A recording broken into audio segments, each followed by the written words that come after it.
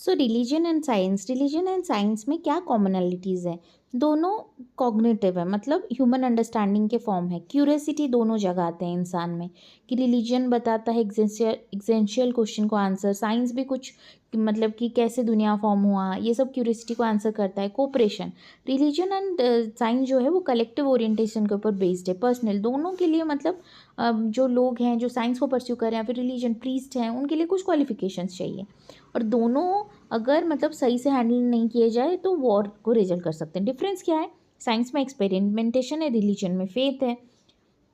फिर साइंस में क्या है कि पर्टिकुलर चीज़ है, स्पेसिफिसिटी है, लेकिन रिलीजन इज़ आर्बिटरी। साइंस जो है उसका कॉन्क्रीट एप्लीकेशन है, लेकिन रिलीजन का कॉन्क्रीट एप्लीकेशन नहीं है। फिर साइंस जो है वो यूनिवर्सली वैलिड है, वैरीज फ्रॉम, लेकिन रिलीजन जो है वो varies from society to society. Morals, religion is based on moral, बस साइंस इज नॉट। फिर हम देखते हैं कि ब्रेन ब्रिज बताते हैं कि both science and religion are divided with increase specialization and pluralism. Stephen J Gould क्या बताते हैं? स्टीफन जे गोल्ड बताते हैं कि रिलीजन और साइंस के बीच में कोई कॉन्फ्लिक्ट नहीं है, क्योंकि वो ह्यूमन लाइफ और नीड्स के अलग अलग स्पीयर को एक्सप्लोर करते हैं।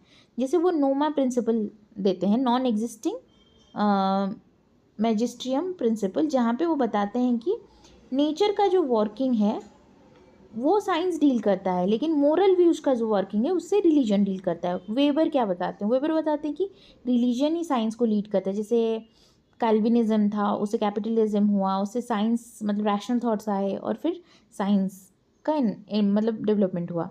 रिचर्ड डॉकिंस क्या बताते हैं? वो गोल्ड के आइडियाज़ को मतलब फॉलो नहीं करते हैं। वो बताते हैं कि religion provides answers to question which science cannot, मतलब कुछ चीज़ ऐसी होती है जो रिलीजन ही बस आंसर प्रोवाइड करता है, साइंस नहीं कर पाता है। He gives intelligent design theory in which he dismisses the idea of world made by omnipotent being. Supports evolution of organisms due to Darwin's natural selection. He claims that religion is based on faith. Philip Hefner क्या बताते हैं? ये बताते हैं कि religion is undermined in modern society, और scientific beliefs are gaining prominence.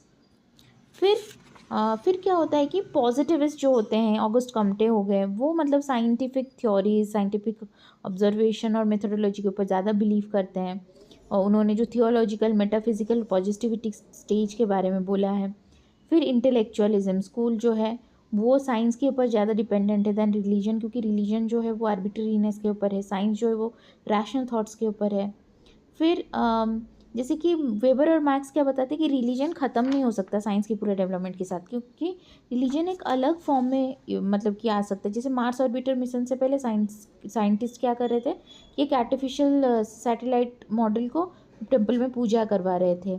LH. Morgan जो है वो बताते हैं कि कैसे ह्यूमन सोसाइटी में टेक्नोलॉजी का रोल है, और टेक्नोलॉजी के वजह से कैसे ह्यूमन सोसाइटी सैवेजरी बार्बरियनिज्म से सिविलाइज्ड हुआ है। पार्सन्स क्या बताते हैं कि इंफॉर्मेशन चेंज होते ही सिस्टम भी चेंज होता है, रिलीजन भी चेंज होता है, फॉर्म ऑफ रिलीजन चेंज होता है। फिर विलियम ऑकबर्न क्या बताते हैं? कल्चरल लैग थ्योरी देते हैं विलियम ऑकबर्न। वो बोलते हैं कि हर एक जो टेक्नोलॉजिकल इनोवेशन है उसको सोसाइटी ऑब्जर्व करने के लिए एक सपोर्ट सिस्टम चाहिए, तो ये जो सपोर्ट सिस्टम होता है वो रिलीजन ऑफर करता है। जैसे कि material culture changes non material culture, material culture ज़्यादा एडवांस है, जैसे यूएस दैन इंडिया।